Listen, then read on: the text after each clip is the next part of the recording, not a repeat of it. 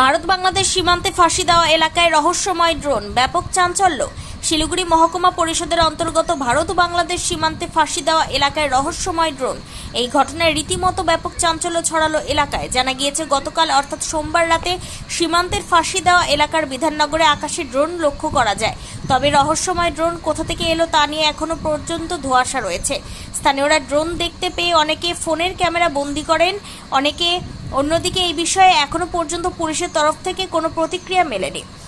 প্রশ্ন উঠছে, ড্রোন ওড়াতে গেলে স্থানীয় পুলিশ প্রশাসনের পারমিশন নিতে হয়, তবে ঠিক সেই জায়গায় দাঁড়িয়ে কোথা থেকে এই ড্রোন এলো তা প্রশ্নচিহ্ন।